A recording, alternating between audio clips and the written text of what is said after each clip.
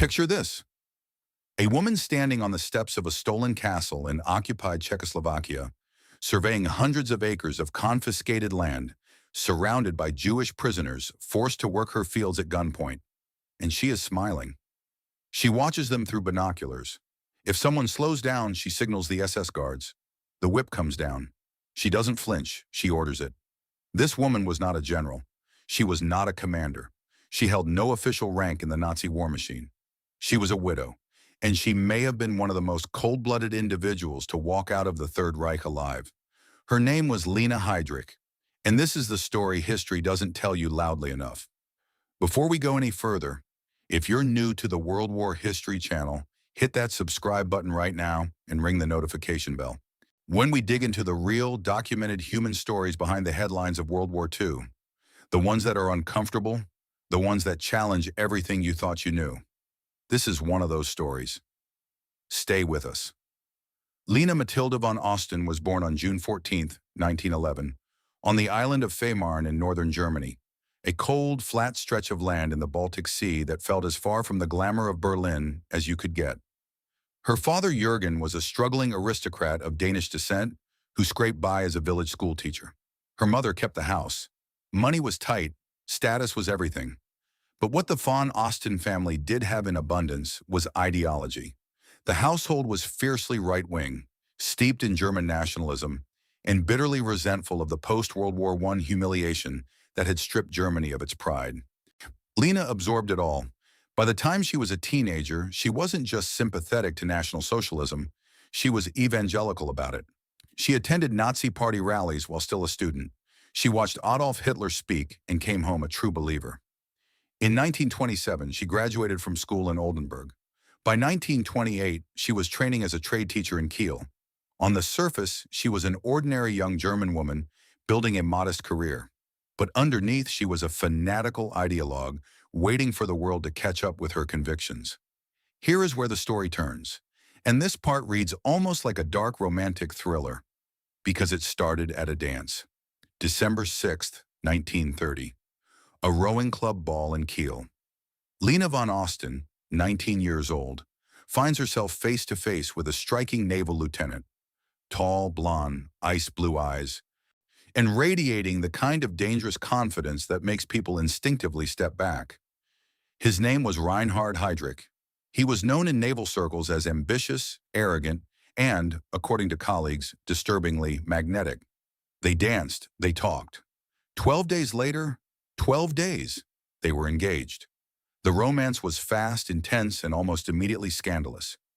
Heydrich had been romantically involved with the daughter of a senior naval officer, a woman he had promised to marry. He abandoned her for Lina. The Navy was furious. A military court of honor convened, found Heydrich guilty of dishonorable conduct, and in April 1931, compelled him to resign his commission. This was devastating for Heydrich. His naval career gone, his reputation destroyed. He had no income, no prospects, and no plan. But Lina had a plan. She always had a plan. Under her influence, and that of her deeply nationalistic family, Heydrich, who had previously shown little interest in party politics, began moving decisively toward National Socialism. Lina's brother Hans had been in the Nazi SA since 1928. Lina herself had joined the Nazi Party in 1929, and now she had a husband-to-be with exactly the qualities the New Order craved: cold intelligence, ruthless ambition, and a face that looked like it had been carved from Aryan propaganda posters. In June and July of 1931, Reinhard Heydrich joined the Nazi Party and the SS. What happened next defined the 20th century. Heinrich Himmler, chief of the SS, was building an internal intelligence service for the Nazi Party. He agreed to interview Heydrich, but then canceled the appointment at the last minute. Most men would have gone home. Not Lina. She packed Heydrich's suitcase herself and sent him to Munich anyway. Himmler met Heydrich, was immediately struck by his appearance and razor-sharp mind, and brought him into the SS in August 1931. By December of that same year, Lina and Heydrich were married. By January 1933, the Security Service, the SD, under Heydrich's leadership, had become the most powerful intelligence agency inside the Nazi Party. The couple had 4 children, 2 sons, Klaus and Heider, and 2 daughters, Silke and Marta. But this was never a quiet domestic life. Lina was not the woman who stayed home while her husband made history. She was in it, thrilled by it. She celebrated each wave of Nazi consolidation of power as a personal victory. In a letter to her parents after the Nazi seizure of power in 1933, a letter that survived the war and stands as one of the most chilling documents of the era, Lina wrote with unmistakable joy about watching the SA and SS round up Jewish citizens and political opponents, beat them, humiliate them, march them barefoot through the streets. There was no shame, no hesitation. She described it as the boys finally getting their revenge. This was not a woman who was swept up in events. This was a woman who drove them. While Heydrich organized Kristallnacht on the nights of November 9th and 10th, 1938, the coordinated destruction of Jewish homes, businesses, synagogues, and hospitals across Germany and occupied territories, during which 91 Jews were murdered. Lina stood by him and, according to accounts, pushed him to do more for the Reich. She enjoyed the lifestyle. She looked down on the wives of other Nazi leaders. She later described Margaret Himmler, Heinrich Himmler's own wife, as stingy and too simple in her housekeeping. A remarkable criticism given the atrocities unfolding around them.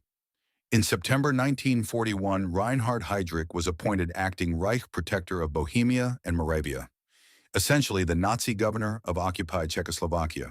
He arrived in Prague and immediately announced to his staff, "We will Germanize the Czech vermin." Within weeks, his special courts had sentenced 342 people to death and transferred 1,289 others to the Gestapo. The nickname came swiftly, the Butcher of Prague. For Lina, it was a fairy tale, and she said so literally. The family was given the castle at Panenské Břežany, so 14 kilometers north of Prague, a luxurious estate that had been confiscated from its Jewish owner, Ferdinand Bloch-Bauer, after the German invasion. Lina redesigned it to her specifications. She had a swimming pool and a playground built. She destroyed the English park with its rare trees, sold the timber, and planted vegetables she then sold to German troops in Prague. In a letter from that time, Lina wrote, "I am a princess and I live in a fairy tale land." The prisoners working her fields did not share that fairy tale. On May 27, 1942, at 10:30 in the morning, Heydrich's open-top Mercedes was ambushed at a sharp curve on his commute from Panenské Břežany to Prague Castle. Czechoslovak paratroopers Josef Gabčík and Jan Kubiš, trained by Britain's Special Operations Executive and parachuted into the Protectorate specifically for this mission, carried out what history records as Operation Anthropoid. A grenade rolled under the vehicle. Heydrich was wounded in his side and back. He was rushed to hospital. For 8 days he fought. Then on June 4, 1942, sepsis won. Reinhard Heydrich, architect of the Holocaust, organizer of the Mondsee Conference, Butcher of Prague, was dead at 38. Because of her pregnancy, Lina did not attend the state funeral. Their 4th child, a daughter named Marta, was born on July 23, 1942, just weeks after her father's death. Hitler, when in recognition of Heydrich's service to the final solution, the systematic murder of European Jews, formally gifted Lina the Panenské Břežany estate. She was also granted a large lifetime pension and an insurance settlement, making her, overnight, a wealthy woman. And then Lina Heydrich made a choice. She could have lived quietly on her pension. Instead, she set up what survivors later called a miniature concentration camp within the castle grounds. Around 150 Jewish prisoners from the Theresienstadt ghetto were transferred to work her land, housed in former horse stables, fed barely enough to function, and subjected to treatment that witnesses described in post-war testimony as deliberate and systematic cruelty. Lina would observe her workers from a distance, binoculars raised, and signal SS guards to whip anyone she judged to be moving too slowly. She spat on prisoners. She struck them with her own hands when she felt they were not showing sufficient respect. This was not a woman overcome by circumstance. This was someone who enjoyed the power. In February 1944, when the Jewish prisoners were finally removed, Lina turned to Himmler and demanded replacements. She received 15 Jehovah's Witnesses from Flossenbürg concentration camp. She then refused to pay their rent back to Flossenbürg. Repeatedly, the situation escalated until Himmler himself was quietly covering her debts from his own account. The tragedy that cuts deepest came on October 24, 1943. Lina's young son Klaus, cycling in the castle courtyard with his brother Heider, rode out through an open gate and was struck by a passing truck. A Jewish doctor from the castle work group immediately gave the boy first aid, potentially his last act of human compassion in that place. Klaus's injuries were fatal. He died that afternoon. When Lina arranged the burial in the castle garden, she ordered Jewish prisoners to dig the grave. But on the eve of the funeral, she had a change of heart. Her Aryan child, she decided, could not be laid to rest in a grave dug by Jewish hands. By morning, German soldiers had dug a new grave. Even in grief, the ideology held. In April 1945, with Soviet forces advancing, Lina packed the castle's preserved food, had the animals slaughtered, shook hands with the remaining staff, and promised them she would return. She never did.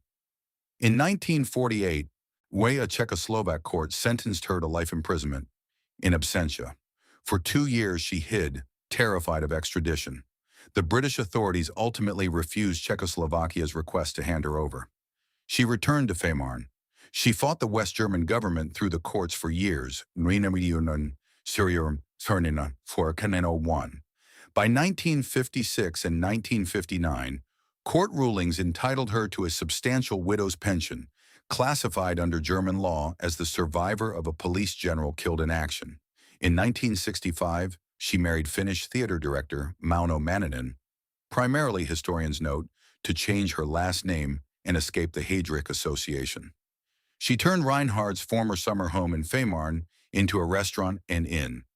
Its most loyal customers were former Nazis and sympathizers who gathered there to remember what they called the good old days. The restaurant burned down in February 1969. Manninen died in September of the same year. In 1976, she published a memoir, Leben mit einem Kriegsverbrecher, Life with a War Criminal. The title was perhaps the only honest thing about it. She spent its pages defending Reinhard, rewriting the Wannsee Conference as merely a bureaucratic discussion about resettling Jews to the East, and describing the documented atrocities of the Nazi camps as, in her exact words, a fairy tale. In 1979, 6 years before her death, she told an interviewer, "National Socialism was a faith, and I can never renounce this faith." Lina Heydrich died in Fehmarn on August 14, 1985. She was 74 years old. She never apologized. She never acknowledged the suffering of a single one of the prisoners who worked her land, built her estate, dug her son's grave. She went to her death convinced that she had done nothing wrong, and that the greatest chapter of her life was the one written in the shadow of the swastika. There were no tears shed for Lina Heydrich. History, at least, does not forget. That is the documented, verified, deeply troubling story of Lina Heydrich, the woman who didn't just stand beside one of history's most dangerous men, but helped build him, protected him, and then carried his legacy into a world that desperately wanted to move on. If this story shook you, if you think more people need to hear the full truth about the people who made the Nazi machine run, share this video right now. Hit that like button. And if you haven't already, subscribe to World War History and ring the notification bell so you never miss an episode. See you in the next episode.